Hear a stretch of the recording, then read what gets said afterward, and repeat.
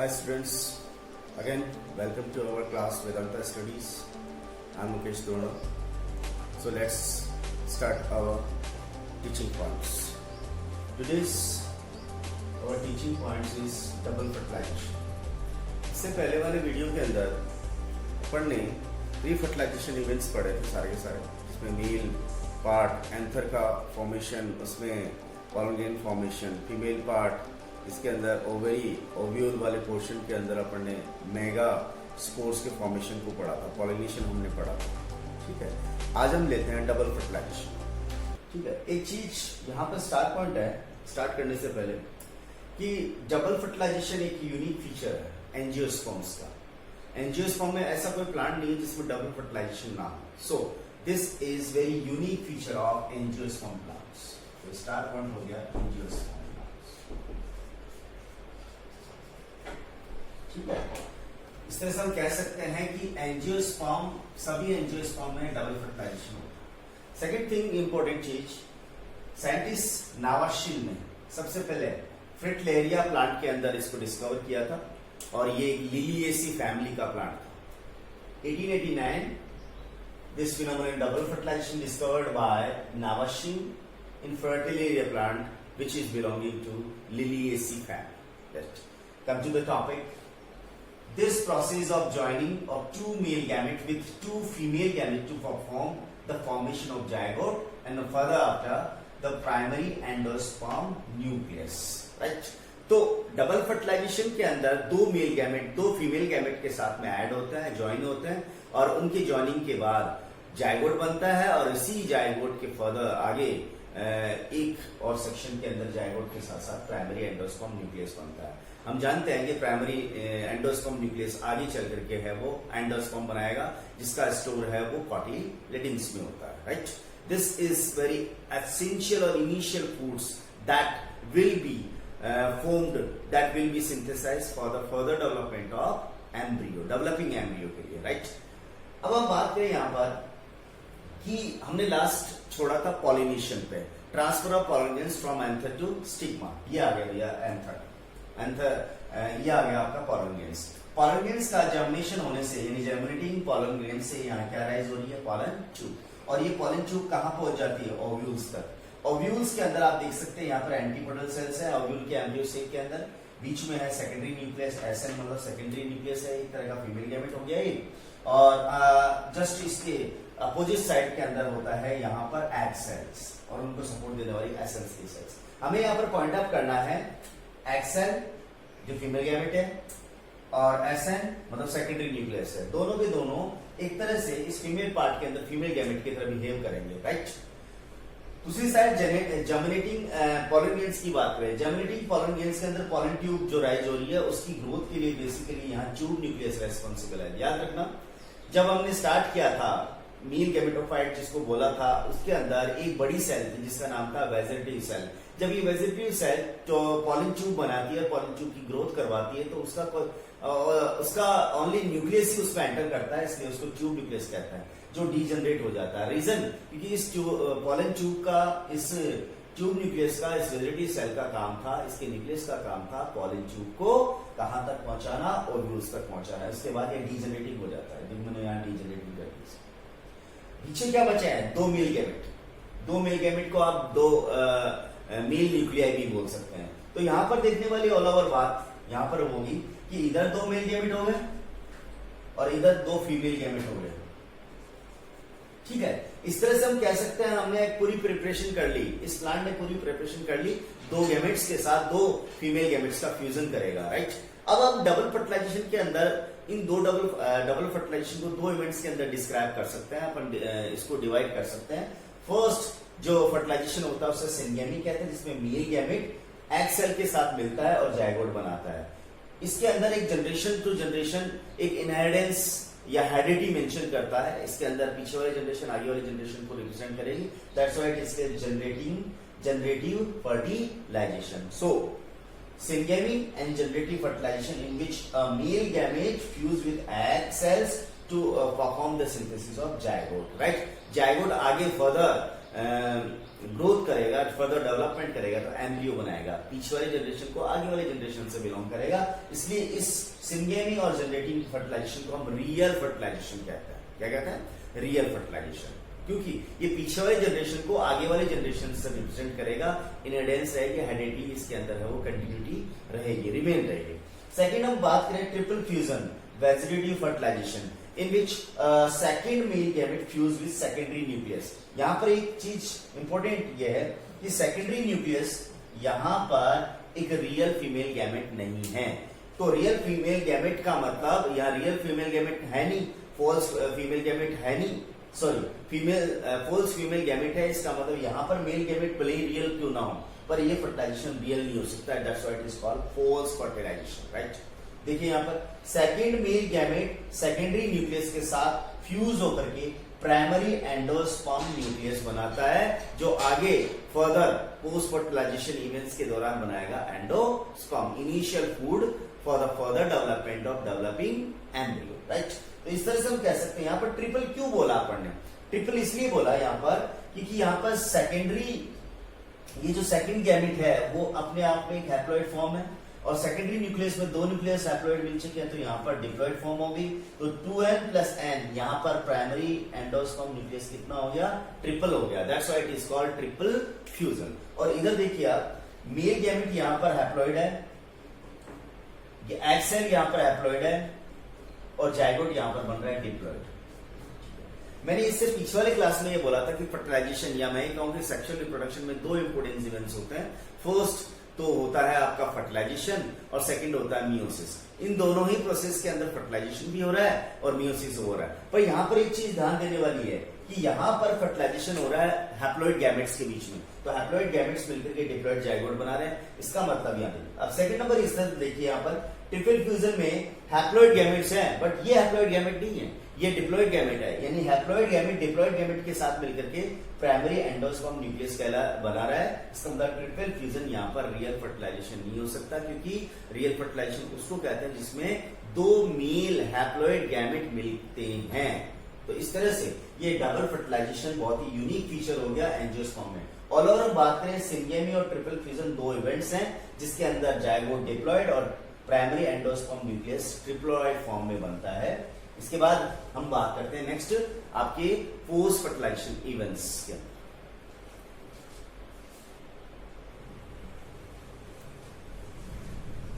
Now come to the next topic, post fertilization events. इससे ठीक पहले अपन ने पढ़े थे सारे प्री फर्टिलाइजेशन इवेंट्स, उसके बाद अपन ने पढ़ा फर्टिलाइजेशन इवेंट्स।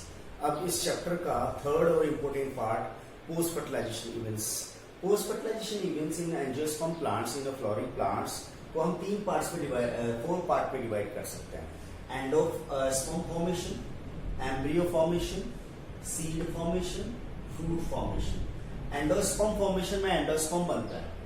एम्ब्रियो फॉर्मेशन के अंदर जाइगोट से फर्दर माइटोटिक डिवीजन होने से वो मल्टीपल फॉर्म में बनता है, जिसे एम्ब्रियो कहते हैं। सीड फॉर्मेशन जनरली कुछ मॉडिफिकेशंस होता है ओव्यूल के अंदर, जिसकी वजह से वो फर्टिलाइजेशन के बाद सीड बन जाता है। फ्रूट फॉर्मेशन, फ्लावर का ओवरी वाला पोर्शन आगे फर्टिलाइजेशन पोस्ट फर्टिलाइजेशन इवेंट्स के दौरान है, वो मॉडिफाइड होकर के फ्रूट बनाता है। सबसे पहले हम बात करें एंडोस्पर्म की। ये एक तरह का क्या है, न्यूट्रिटिंग टिश्यूज है, और ये न्यूट्रिटिंग टिश्यूज जो फोल्स फर्टिलाइजेशन अपन ने बात करी थी, ट्रिपल फ्यूजन की बात करी थी, वेजिटेटिव फर्टिलाइजेशन की बात करी थी, यानी तीनों एक ही चीज के नाम है। तो जो भी फर्टिलाइजेशन, जो फोल्स फर्टिलाइजेशन हुआ था, उसके रिजल्ट वाइज जो भी न्यूक्लियस बना था PEN, प्राइमरी एंडोस्पर्म न्यूक्लियस, उस प्राइमरी एंडोस्पर्म न्यूक्लियस में फर्दर माइटोटिक डिवीजन होने से मल्टी सेलुलर जो एंडोस्पर्म फॉर्म होता है, राइट। तो एंडोस्पर्म क्या है?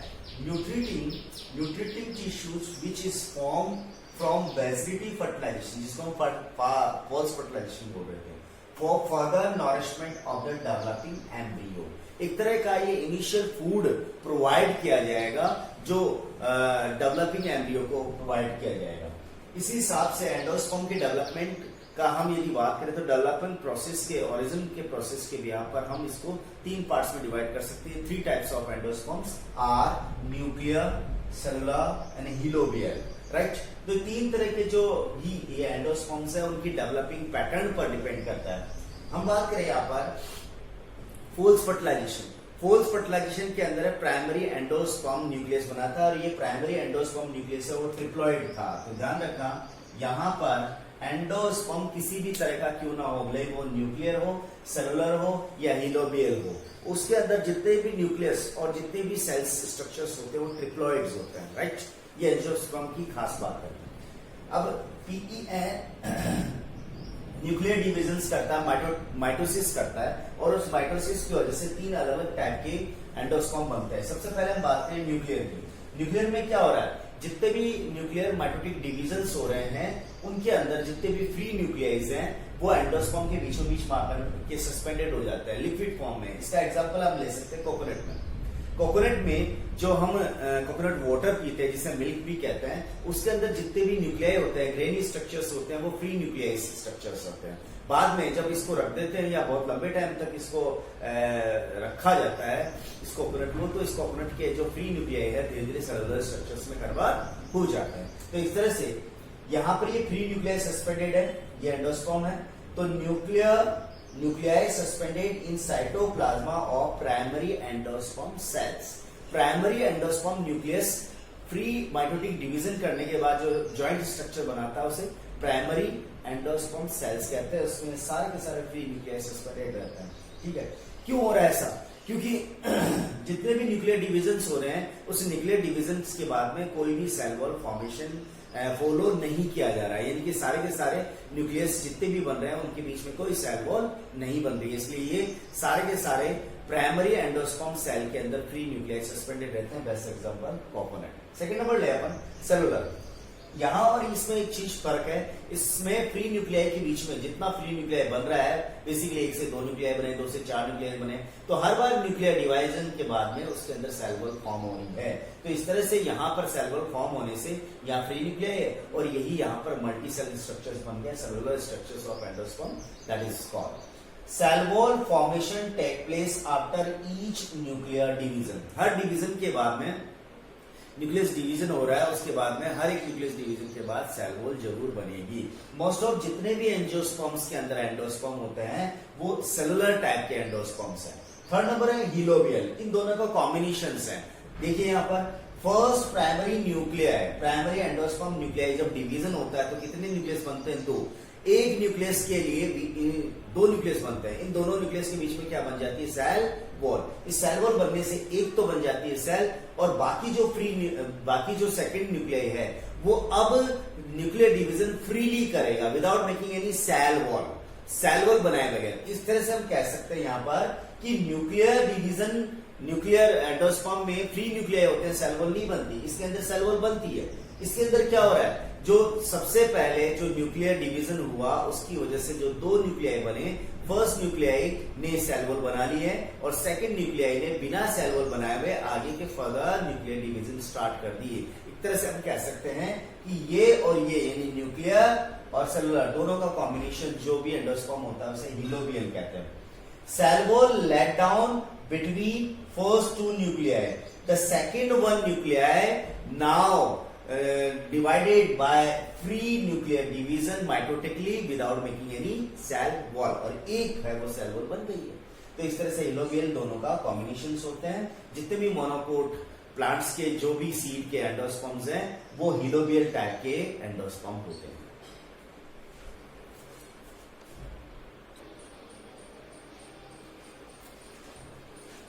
The second point, embryogeny, the formation of embryo। Zygote से एम्ब्रियो बनने के सारे प्रोसेस को हम एम्ब्रियोजेनी कहते हैं, फॉर्मेशन ऑफ एम्ब्रियो कहते हैं। Definition, development of mature embryo from zygote, this process called embryogeny और फॉर्मेशन ऑफ एम्ब्रियो। देखिए यहाँ पर ये जायगोट है, जायगोट, इसको जायगोट मेंशन कर दिया। जायगोट के अंदर एक ट्रांसफर डिवीजन होता है। ध्यान रखना है यहाँ पर फर्टिलाइजेशन के बाद जितने भी डिविजन्स होंगे, सेल डिवीजन होंगे, न्यूक्लियर डिविजन्स होंगे, वो सारे के सारे माइटोटिक होंगे। तो ये जायगोट के न्यूक्लियस के अंदर जो भी डिवीजन हो रहा है, यहाँ पर माइटोटिक डिवीजन हो रहा है, ट्रांसफर डिवीजन हो रहा है। उस ट्रांसफर डिवीजन की वजह से 2 सेल्स बन जाती है, ऊपर की तरफ बनती है ये बेसल सेल्स है और ये एपिकल सेल्स है। बेसिक जो बेसल सेल्स है आगे चल करके सस्पेंशन बनाती है। सस्पेंशन क्या है?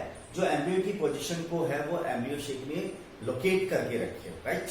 ये सस्पेंसर का दो काम हो गया, एक तो लोकेशन एग्जिस्ट करके रखता है, दूसरा ये एंडोस्पर्म से न्यूट्रिशन को एब्सॉर्ब करने में और एम्ब्रियो को देने में हेल्प करता है। ये प्रॉपर एम्ब्रियो है। तो यहां देखिए एपिकल सेल आगे जितने भी डिविजन्स कर रही है उसकी वजह से यहां पर एम्ब्रियो 2 सेल, यहां पर 4 सेल, यहां पर 8 सेल, यहां पर 16 to 32 सेल्स। इस तरह से रेगुलर होने वाले डिविजन्स की वजह से ये एम्ब्रियो यहां पर शेप में चेंज होता चला जा रहा है, राइट। तो यहां पर 2 सेल है, ये प्रो एम्ब्रियो कंडीशन होगी। 4 सेल है, ये प्रो एम्ब्रियो कंडीशन होगी। ये 8 सेल है, ये भी प्रो एम्ब्रियो कंडीशन है। बट 16 to 32 सेल्स के बाद में धीरे धीरे टिश्यूज और डिफरेंट पार्ट्स ऑफ एम्ब्रियो बनना चालू हो जाता है, तो ये प्रोसीड करने लग जाता है मैच्योर एम्ब्रियो की तरफ, राइट। तो सस्पेंशन जो बेसल सेल्स के न्यूक्लियस और सेल डिवीजन की वजह से बन रही है, सस्पेंशन बन रहा है। ये सस्पेंशन यहाँ पर एंडोस्पर्म से फूड एब्सॉर्ब करके यहाँ प्रोवाइड करने का काम करेगा, जिससे एम्ब्रियो का डेवलपमेंट हो सके। देखिए ए जायगोट है, बी यहाँ पर बेसल सेल और एपिकल सेल्स का फॉर्म है, सी यहाँ पर 2 सेल एम्ब्रियो है, डी यहाँ पर 4 सेल एम्ब्रियो है। अब तक होने वाले डिवीजन एक तरह से रेगुलर हो रहे हैं। अब ई यहाँ पर 8 सेल है, ये भी रेगुलर हो रहा है। बट एफ के बाद में, एफ के अंदर जितने भी डिवीजन्स होंगे, अब 8 सेल बनने के बाद जितने भी डिवीजन्स हो रहे हैं वो इर्रेगुलर हो रहे हैं, सिमेट्रिकल नहीं हो रहे। और सिमेट्रिकल की वजह से एक नई शेप आ जाती है, ग्लोबुलर शेप। ये एक तरह से हार्ट से पहले वाली स्टेज है। उसके बाद और इरेगुलर डिवीजन इस एम्ब्रियो पोर्शन में होने से, दिस इज प्रॉपर एम्ब्रियो, ये प्रॉपर एम्ब्रियो, ठीक है। इससे ठीक पहले ये एम्ब्रियो का पार्ट नहीं है, ये एम्ब्रियो के सपोर्टिंग पोर्शन है। तो ये एम्ब्रियो के अंदर यहाँ पर 16 to 32 cells globular cell structure होगी। अब आगे इरेगुलर सेल डिवीजन की वजह से ये एम्ब्रियो किस स्टेज में आती है? Heart shape stage. यहाँ ध्यान देने वाली बात है कि कुछ लेयर्स बनती है। आउटर मोस्ट लेयर को डर्मेटोजन कहते हैं, ये एपिडर्मिस बनाएगा। इसके अंदर की तरफ जितने भी सेल्स हैं उससे कॉर्टेजेंस कहते हैं। ठीक सेंटर में जो सेल्स होती हैं उसको स्टिलर सेल्स और वैस्कुलर सेल्स कहते हैं। जैसे जानते हैं स्टिलर और वैस्कुलर सेल्स इन फीचर है वो जाइलम, फ्लोएम और वैस्कुलर टिश्यूज बनाएगी। कॉर्टेजन सेल्स यहाँ कॉर्टेक्स बनाएगी, डर्मेटोजन सेल्स यहाँ पर एपिडर्मिस बनाएगी। ये एम्ब्रियो में पहले ही डिसाइड हो चुका होता है, इन फीचर ये चीज बनाने वाली।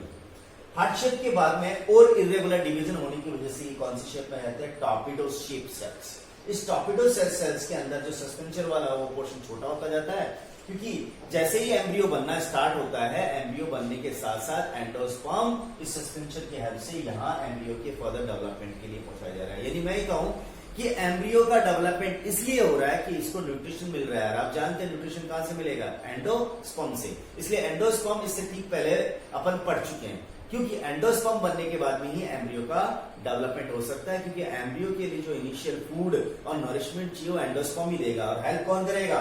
सस्पेंशन। इस तरह से यहाँ टॉर्पिडो शेप सेल्स आ जाती है। टॉर्पिडो सेल्स में और मैच्योरिटी और कुछ डिफरेंशिएशन टाइप के सेल डिवीजन होने से अब एक स्टेज आती है मैच्योर एम्ब्रियो। ये एक मैच्योर एम्ब्रियो आ गया। ध्यान दें यहाँ पर मैच्योर एम्ब्रियो में कौन कौन से पोर्शंस हैं? बेसिकली इसके बेसल पार्ट की तरफ रूट कैप होती है, रेडिकल को कवर करके रखती है। रूट कैप रेडिकल को कवर करने का मेनली पर्पज ये है कि रेडिकल बहुत डेडिकेटेड पार्ट है। जब भी सीड का जर्मिनेशन होगा, एम्ब्रियो का ये पार्ट सबसे पहले जमीन में जाएगा। सीड के जर्मिनेशन होने के बाद में ये रूट सिस्टम बनाएगा। तो बेसिकली रूट कैप यहाँ पर प्रोटेक्शन कवरिंग देने का काम कर रही है। जस्ट अपोजिट साइड के अंदर प्लूम्यूल होता है, ये प्लूम्यूल शूट सिस्टम बनाएगा, ठीक है। एक तरह से रेडिकल से लेकर के प्लूम्यूल तक के इस एक्सेस को हम एम्ब्रियो एक्सेस कहते हैं। ये कॉटलेडिन वाला पार्ट है। अब ध्यान देने वाली बात है कि यहाँ पर रेडिकल के ठीक पास में हाइपोकोटाइल होता है, और प्लूम्यूल के ठीक पास में यहाँ पर है वो इपिकोटाइल होता है। क्या चीज है ये अपन यहाँ पर अभी देखते हैं।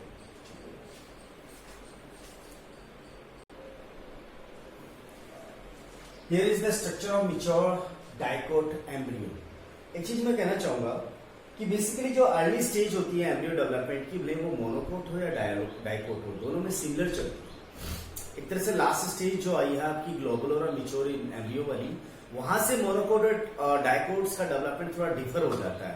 यानी मैं कहूं कि मिच्योर एम्ब्रियो से ठीक पहले बनने वाले जितनी भी स्टेजेस है वो मोनोकोट और डाइकोट्स में दोनों सिमिलर होती है। अब आ जाए अपन, ये एक मिच्योर एम्ब्रियो है। इस मिच्योर एम्ब्रियो के अंदर जायगोट से सारा जर्नी स्टार्ट हुआ था। तो zygote give rise to the proembryo and change to the, ये प्रो एम्ब्रियो के बाद में वो प्रो एम्ब्रियो चेंज होता है किसमें, globular shape of the embryo, then heart shape of the embryo, then torpedo shape, and finally as mature embryo. अब mature embryo के अंदर दो इंपॉर्टेंट चीज आ गई, two cotyledons and embryo axis. Embryo axis किसी भी सीड में, किसी भी एम्ब्रियो में वो लोकेशन है जहां पर ये एम्ब्रियो का प्रॉपर फॉर्म है वो एग्जिस्ट होता है। तो यहां से लेके यहां तक बेसिकली पूरा एम्ब्रियो है।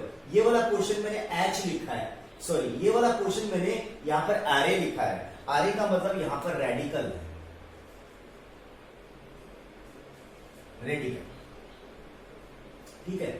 उसी तरह से इस अपर पोर्शन इस एम्ब्रियो के अंदर प्लूम्यूल है, प्लूम्यूल, ठीक है। तो प्लूम्यूल से लेकर के रेडिकल जो एग्जिस्टेंस होती है उसको एम्ब्रियो एक्सिस कहते हैं, ये ई एम्ब्रियो एक्सिस, राइट। तो embryo axis radical, embryo axis plumule है। इनके इन बिटवीन जो एक हॉरिजॉन्टल लाइन जो हम कर रहे हैं वो बेसिकली इसका पार्ट, राइट। रेडिकल की प्रोडक्शन के लिए रूट कैप होती है, RC for root cap, and plumule के ऊपर भी एक कवरिंग होती है जिसे शूट कैप कहा जाता है, राइट। उसी तरह से मैंने यहाँ एच लिखा है, यहाँ पर ई लिखा है।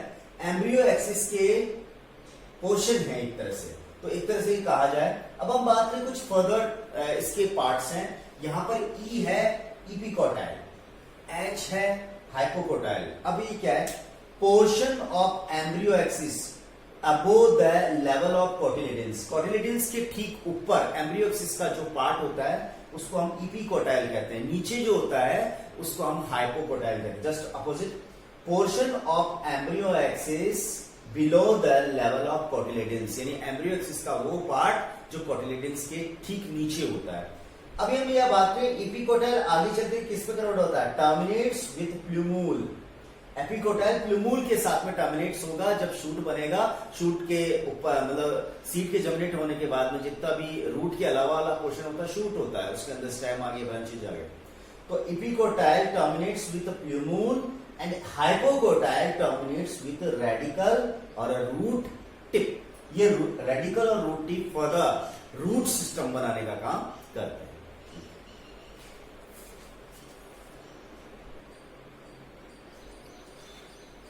यस, यहां पर है आपका मोनोकोट एम्ब्रियो का, मिच्योर मोनोकोट एम्ब्रियो का स्ट्रक्चर, ठीक है। एक मिच्योर मोनोकोट एम्ब्रियो के अंदर वन कोटिलिडन, ये वन कोटिलिडन है, इसको स्कूटेलम कहते हैं, right. And one embryo axis, ये एम्ब्रियो एक्सिस। एम्ब्रियो एक्सिस की एक साइड में प्लूम्यूल होता है जो कवर्ड रहता है कोलियोप्टाइल्स, राइट। ये एक तरह की प्रोटेक्टिंग सीट है इसका। उसी तरह से दूसरे इसके एंड पर होता है रेडिकल, जिस पर एक कवरिंग होती है जिसको कहते हैं coleorhiza, right. So scutellum monocot में वन सीड, मोनोकोट में one cotyledon present in monocot embryo such called scutellum. Coleorhiza, coleorhiza is a protecting seat और covering seat which present laying on radical for the protection. Third, coleoptile. Coleoptile is a covering upon plumule. Plumule के ऊपर एक covering seat होती है, उससे हम coleoptile कहते हैं, coleoptile. epiblast or epicotyl, this is a portion of embryo axis above the level of attachment of scutellum. यहाँ लिख देते हैं, the portion of embryonal axis above the level of attachment of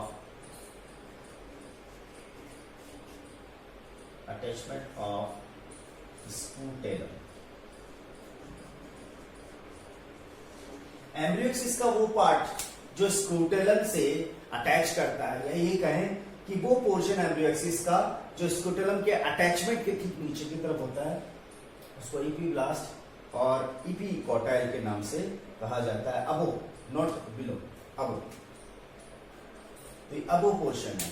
एक तरह से ऑल ओवर अपन think की बात करें कि एम्ब्रियोज यानी मिच्योर एम्ब्रियो तक के जितने भी इवेंट्स होते हैं वो सिमिलर होते हैं, मोनोकोट में हो या डायकोट्स में हो। इस तरह से एक मिच्योर एम्ब्रियो मोनोकोट के अंदर अलग दिखता है और डायकोट्स के अंदर अलग दिखता है। मोनोकोट सीड का स्ट्रक्चर भी देखते हैं अपन और डायकोट सीड का स्ट्रक्चर भी देखते हैं। फाइनल टच देखते हैं।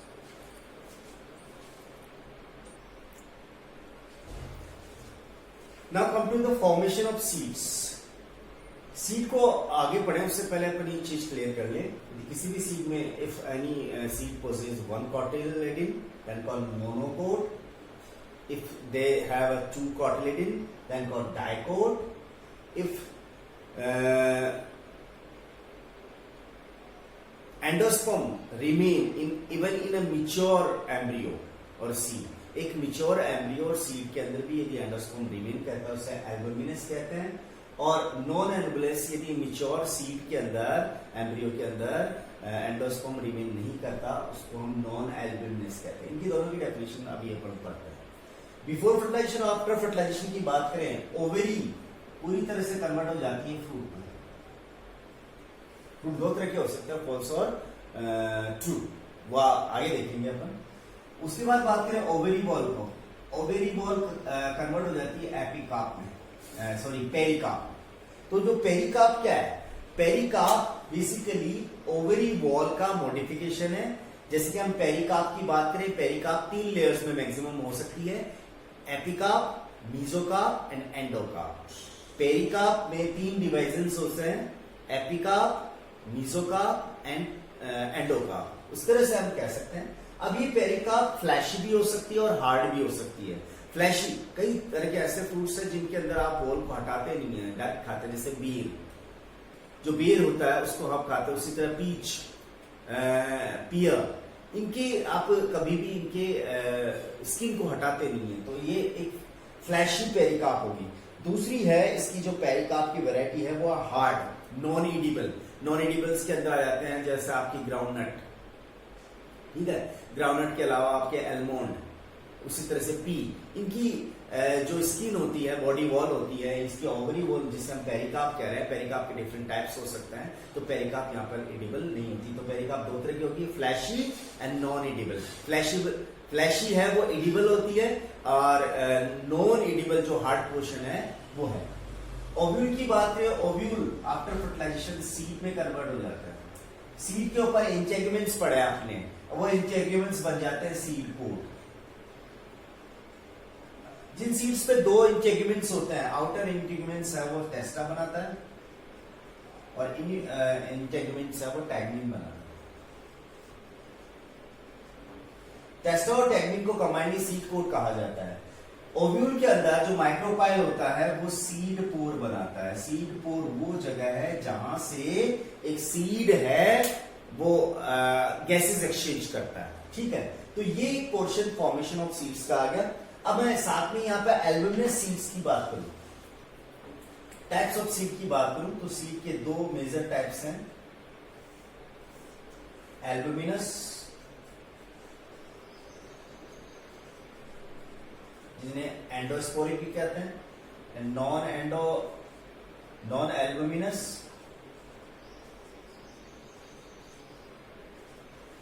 जिसको नॉन एंडोस्पोरिक भी कहते हैं। ये बेसिस क्या है, यहां पर बेसिस है depends on the presence of और absence of endosperm in seed. Seed, mature seed के अंदर एंडोस्पर्म मौजूद है कि नहीं, तो इस तरह से बेसिस क्या है, depends on presence or absence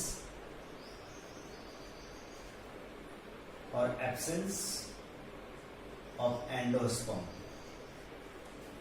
एक मिच्योर सीड में एंडोस्पर्म बचा हुआ है या नहीं है, इसके बिहार पर सीड कहते हैं। एल्बुमिनस यानी कि एंडोस्पर्म प्रेजेंट है,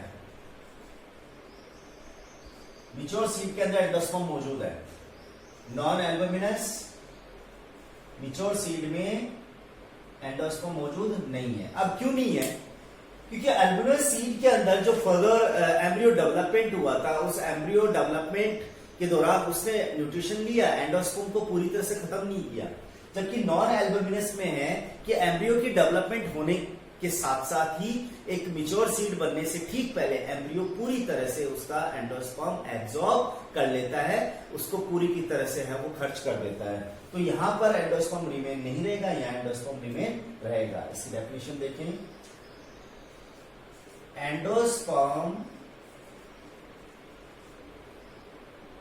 endosperm does not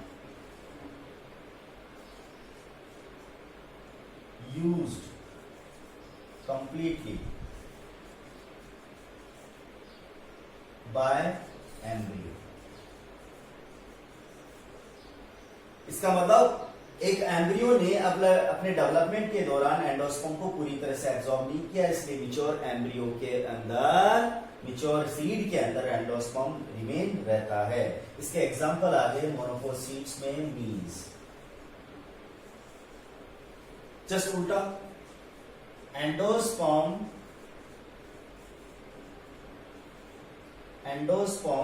completely used by developing embryo।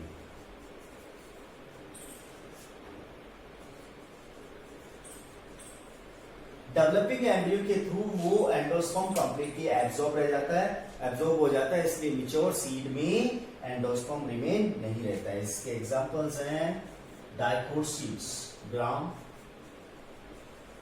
P, beans, ये सब इसके एग्जांपल्स हैं। तो टाइप्स ऑफ सीड के अंदर अपन ने पढ़ा monocot seeds, dicot seeds, albuminous, non albuminous, before fertilization, after fertilization, basically ये सारे के सारे टाइप्स इसके अंदर पढ़े। नेक्स्ट अपन देखते हैं, now come to the next part of this chapter. Seed हमने देखा है मोनोकोट और डाइकोट सीड्स होते हैं। डाइकोट सीड्स के अंदर दो कोटिलेडन्स होते हैं, कोटिलेडन्स 1 and 2, दोनों कोटिलेडन्स बायलेटरली होते हैं। बेसिकली बीचों बीच होता है एम्ब्रियो, एम्ब्रियो का अपर पोर्शन है वो प्लूम्यूल एंड डाउन पोर्शन है वो रेडिकल कहलाता है, और इसका जस्ट नीचे की तरफ जो एक पोर होता है उसको हम सीड पोर के नाम से जानते हैं। आउटर मोस्ट पार्ट है वो सीड कोट होता है, राइट। अब ध्यान रखना है यहाँ पर मोनोकोट सीड के अंदर जो सीड कोट है उसको पेरिकार्प के नाम से जाना जाता है, ध्यान रखना है इस बात को। तो सीड कोट पेरिकार्प के सिमिलर है यहाँ पर मोनोकोट्स के अंदर। मोनोकोट्स के अंदर देखिए यहाँ पर कि इसके अंदर वन लेटरल साइड के अंदर एक मोनोकोट होता है जिसको कोटिलेडन होता है, जिसको स्कूटलम कहते हैं। इसके अपर पोर्शन के अंदर एंडोस्पर्म होता है। ये हार्ड शील्ड शेप्ड है, वन साइडेड के अंदर होता है, इसलिए इस कोटिलेडन को स्कूटलम कहते हैं। इसके लोअर पोर्शन के अंदर होता है एम्ब्रियोक्सिस, अपर पोर्शन में प्लूम्यूल जो कवर रहता है कोलियोप्टाइल से, और नीचे लोअर एम्ब्रियोक्सिस के नीचे पोर्शन के अंदर रेडिकल रहता है जिसको कवर किया जाता है कोलियोराइजा से। तो इस तरह से सीड के टाइप्स अपन ने देखे, monocot, dicot seed, albuminous, non albuminous seeds. Monocot और डाइकोट सीड्स पढ़े अपन ने कोटिलेडन्स की नंबर्स के बिहाफ पर, और एल्बुमिनस और नॉन एल्बुमिनस हमने पढ़ा कि उसमें एंडोस्पर्म मौजूद है या नहीं है। मिच्योर सीड के अंदर मिच्योर सीड के अंदर एंडोस्पर्म मौजूद है तो उसे एंडोस्पोरिक एल्बुमिनस, अदरवाइज उसे नॉन एंडोस्पेरिक नॉन एल्बुमिनस के नाम से जानते हैं। अब हम बात करें fruit, mature and developed ovary called fruit. Fruit के दो टाइप होते हैं, ट्रू एंड फॉल्स। देखिए जनरली हम कह रहे हैं कि यहाँ पर ओवरी है वही मॉडिफाइड और डेवलप होकर फ्रूट बना रही है। यदि ओवरी का ही कंट्रीब्यूशन ऑफ फ्रूट बनाने में तो उसे ट्रू फ्रूट कहा जाता है। This kind of fruit only evolve from mature ovary, only mature ovary, so develops only from ovary, और तो इसको हम मैंगो कहेंगे, राइट, एग्जाम्पल में।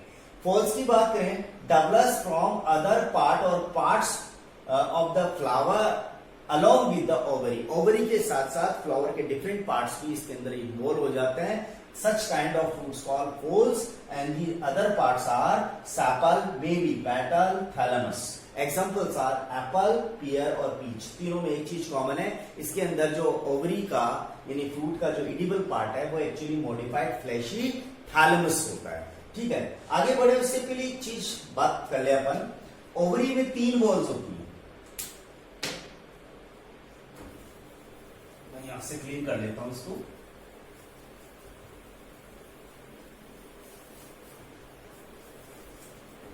इससे ठीक पहले अपन ने ये चीज क्लियर करी थी कि before fertilization and after fertilisation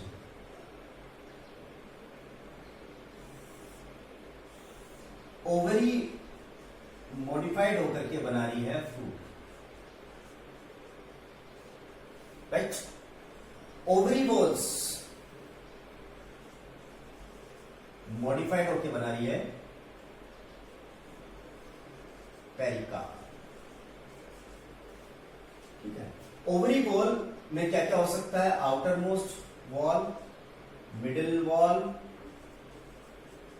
और इनर वॉल, ये 3 पोर्शन हो गए।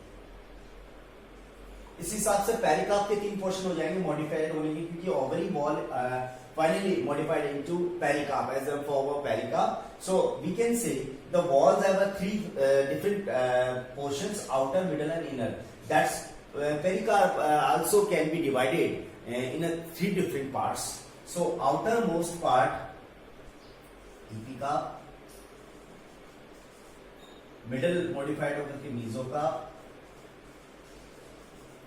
और इनर है वो एंडोकार्प में कन्वर्ट हो जाता है। अलग अलग फ्रूट्स के अंदर इनके पोर्शन अलग अलग होते हैं। मैं कहूं मैंगो में छिलका यानी स्किन उतार के फेंक देते हैं, वो एपिकार्प पोर्शन है। जो फ्लैशी पोर्शन जिसका हम पल्प निकालते हैं वो मीजोकार्प है, और जो गुठली के ऊपर फाइबरस स्ट्रक्चर्स होते हैं उसे एंडोकार्प कहते हैं। उसी तरह से मैं बात करूं ग्राउंडनट की, ग्राउंडनट में जो एक फ्रूट पे शेल होता है ऊपर की तरफ पूरा कवरिंग होता है उसको एपिकार्प कहते हैं, और एपिकार्प के साथ में तीनों पोर्शन आ गया, अंदर की तरफ उसमें सीड वाला पोर्शन हो गया। तो इस तरह से हम कह सकते हैं कि सीड और फ्रूट एक तरह से सीड मॉडिफिकेशन है, ये डेवलप होता है, ये इवोल्व होता है किससे? ओव्यूल से, जबकि फ्रूट इवोल्व होता है from the mature ovary after their further development. यदि वो ओवरी से ही फ्रूट बन रहा है तो उसे हम ट्रू फ्रूट कहेंगे, और ओवरी के साथ फ्लावर के डिफरेंट पार्ट्स भी यदि इन्वॉल्व हो रहे हैं तो ऐसी कंडीशन में उसे ट्रू न बोल करके फॉल्स फ्रूट कहा जाएगा। एप्पल उसका बेस्ट एग्जांपल है। ठीक है, लास्ट क्वेश्चन की बात करें।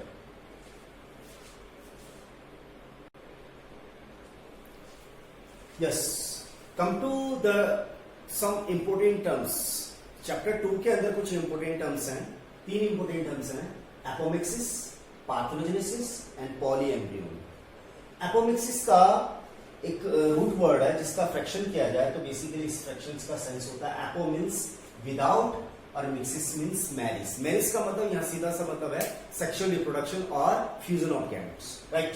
तो formation of new individuals by asexual method which mimic sexual reproduction including seed formation without fusion of gametes। बिना गैमेट्स के फ्यूजन होने के सीड बनेगा, बिना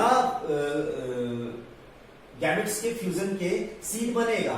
तो इस तरह के जब कोई भी बिना फर्टिलाइजेशन होता है, फर्टिलाइजेशन नहीं होता, तो उसको आप सेक्सुअल रिप्रोडक्शन कैसे बोल सकते हो, राइट। पर गैमेट बन रहे हैं, ये कहें कि सेक्सुअल रिप्रोडक्शन के 2 इंपोर्टेंट इवेंट्स होते हैं, गैमेट का बनना और दूसरा गैमेट का फ्यूजन होना, यानी gametogenesis and fusion of gametes, right. तो इसके अंदर गैमेट तो बन रहा है पर फ्यूजन नहीं हो रहा, तो ये एक तरह से एसेक्सुअल रिप्रोडक्शन हुआ जो सेक्सुअल रिप्रोडक्शन की कॉपी कर रहा है। इसलिए बोल रहे हैं ना, formation of new individuals without individuals by asexual method which mimic sexual reproduction। लगता है सेक्सुअल रिप्रोडक्शन का है, पर सेक्सुअल रिप्रोडक्शन तब बोले ना तब इसके अंदर गैमेट्स का फ्यूजन होता है, यानी कि यहां हो रहा है विदाउट फ्यूजन ऑफ गैमेट्स। इस तरह का जो फॉर्म है उसे एपोमिक्सिस कहा जाता है।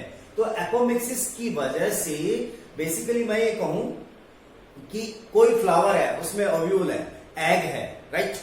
एग यहां पर फर्टिलाइजेशन कर रहा है और उस एग ने सीड बना लिया। अब उस ओव्यूल का सेकेंडरी न्यूक्लियस के अलावा, जैसे मैं बात करूं एसेसरी सेल्स, उसके बाद बात करूं एंटीपोडल सेल्स, और ओव्यूल के अलावा ओव्यूल के मतलब एम्ब्रियो के अलावा ओव्यूल की कई सेल्स जैसे न्यूक्लियस सेल्स, ये भी यदि एम्ब्रियो बनाए तो ऐसी पोजीशन में एपोमिक्सिस में एक से ज्यादा कंडीशन अप्लाई हो जाएगी, यानी कि विथ फ्यूजन ऑफ गैमेट्स भी एम्ब्रियो बनेगा और विदाउट फ्यूजन ऑफ गैमेट्स भी बनेगा। तो इस तरह से सीड में एक से ज्यादा एम्ब्रियो बन जाएंगे। हम डायरेक्ट लिंक कर सकते हैं एपोमिक्सिस को किससे, पॉली एम्ब्रियोनिक्स, राइट। अब हम नेक्स्ट बात करें यहां पर पार्थेनोजेनेसिस, इसका फ्रिक्शन करें। पार्थेनो का मतलब होता है वर्जिन एंड जेनेसिस का मतलब होता है डिसेंट, यानी कि formation of new individuals from single gametes without fusion with another gametes.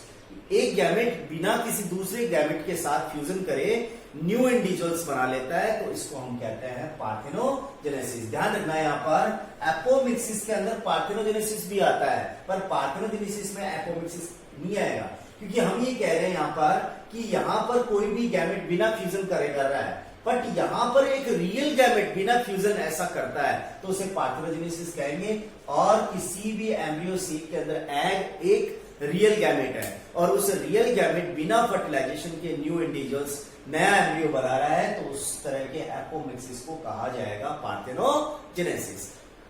Doubt नहीं हो रहा हो, शायद आपको कंफ्यूज ना हो, इसलिए मैं वापस से बता देता हूं। एपोमिक्सिस के अंदर गैमेट्स कोई सा भी हो, हम गैमेट्स किस किस को मान रहे हैं, गैमेट सेकेंडरी न्यूक्लियस को मान रहे हैं एम्ब्रियो सेक के। इसके अंदर एसएससी सेल भी गैमेट की तरह बिहेव कर सकता है, यहाँ पर एंटीपोडल सेल्स भी गैमेट की तरह बिहेव कर सकता है, और ऑफ कोर्स एग सेल तो एक गैमेट है ही। ये सारे के सारे गैमेट्स सेल्स एम्ब्रियो सेक और ओव्यूल की यदि एम्ब्रियो बनाने लग जाए तो ऐसी कंडीशन को एपोमिक्सिस कहेंगे। पार्थेनोजेनेसिस यदि एग सेल ऐसा करती है एपोमिक्सिस के प्रोसीजर में, तो इस तरह के एपोमिक्सिस को पार्थेनोजेनेसिस कहा जाएगा। लास्ट टॉपिक है polyembryony, phenomenon of having more than one embryo in a seed. एक सीड के अंदर एक से ज्यादा एम्ब्रियो की प्रेजेंसी को हम कहते हैं पॉली एम्ब्रियोनी। ये दो टाइप का हो सकता है, फॉल्स एंड ट्रू। आगे बढ़े तो हम क्लियर कर देते हैं यहां पर ये क्या है, मैं रेस कर देता हूं, स्पेस थोड़ा कम है इसकी।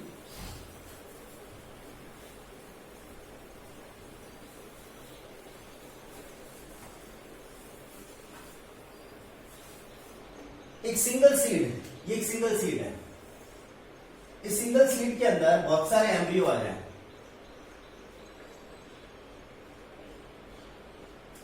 ये बहुत से एम्ब्रियोज हैं, सीड एक ही है।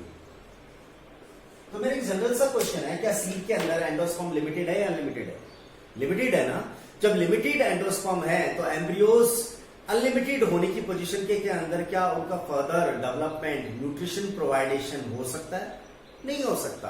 यानी कि जब लिमिटेड एंडोस्पर्म है तो लिमिटेड एम्ब्रियोज का ही न्यूट्रिशन और नॉरिशमेंट किया जा सकता है। इसका मतलब ये कहूं कि पॉली एम्ब्रियोनी कंडीशन के अंदर एक से ज्यादा एम्ब्रियोज हैं, बट एक मिच्योर सीड में, एक मिच्योर सीड के अंदर एम्ब्रियो एक ही रहेगा, भले कितने ही ज्यादा एम्ब्रियोज क्यों ना हो। एक तरह से इसका एग्जांपल हो गया सिट्रस फैमिली। सिट्रस फैमिली में आपका आ जाता है lemon, orange. Embryonic condition, poly embryonic condition हो सकती है, और आइडेंटिकल फीचर्स होता है ये जिम्नोस्पर्म का।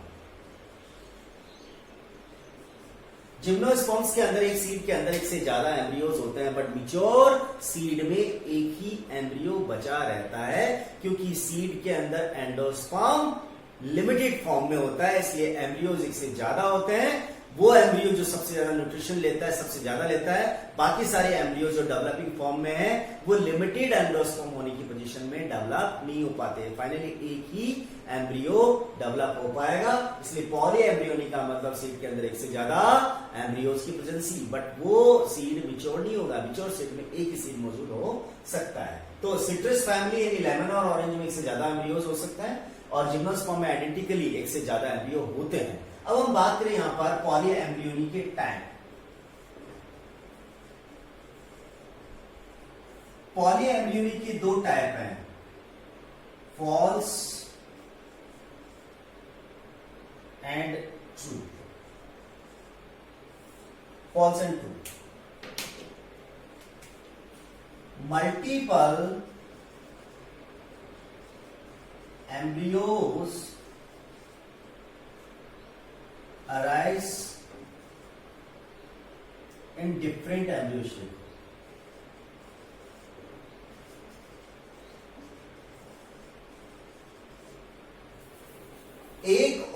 में एक से ज्यादा एम्ब्रियो शेक हैं, हर एक एम्ब्रियो शेक एक एम्ब्रियो का फर्दर मॉडिफिकेशन होगा।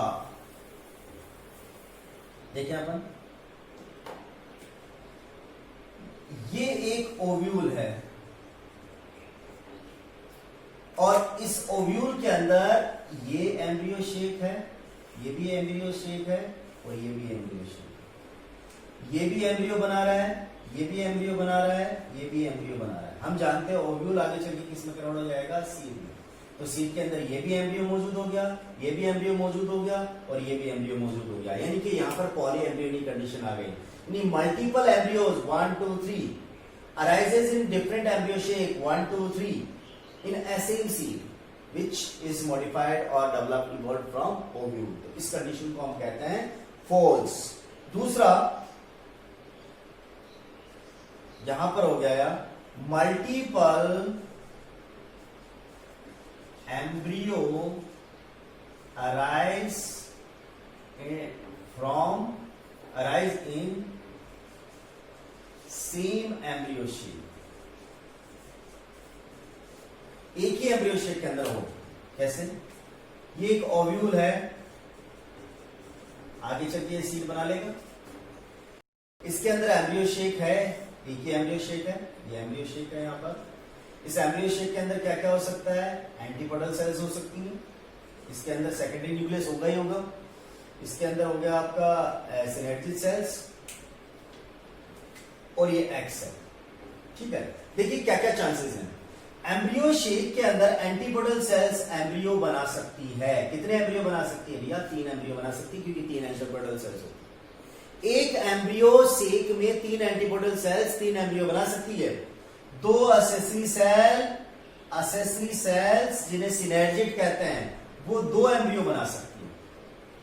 और खुद एक्सेल एक एम्ब्रियो बना सकती है, एक्सेल एक एम्ब्रियो बना सकती है। तो एक तरह से मैं कहूं कि मल्टीपल एम्ब्रियो, कितने एम्ब्रियो बन रहे हैं यहां पर? ये भी एम्ब्रियो बना रहा है, ये भी एम्ब्रियो बना रहे हैं, ये भी एम्ब्रियो बना रहे हैं। ये 3 4 5 6, यानी कि एक सीड जो ओव्यूल से जनरेट हो रहा है जिसमें एक ही एम्ब्रियो शेक है, उसके अंदर टोटल 6 एम्ब्रियोज बन सकते हैं। तो डेफिनेशन क्या हुई? Multiple embryo arise in same embryo shake. ये एम्ब्रियो शेप के अंदर सेमली यहां पर चलता है। तो इस तरह से ये आपका चैप्टर फिनिश होता है। Now we have completed our second chapter. Second chapter के अंदर जितने भी आपके डाउट्स और प्रॉब्लम्स हैं, उनकी लाइव क्लास होगी आपकी। नेक्स्ट लाइव क्लास मेरी होगी फ्राइडे 24 अप्रैल। उस दिन अपन इसके डाउट्स क्लियर करेंगे। वर्कशीट जो साथ में दी जा रही है उसको सॉल्व करें प्लीज, और अपनी स्टडी को रेगुलरली रिवाइज करते हुए स्टडी करें।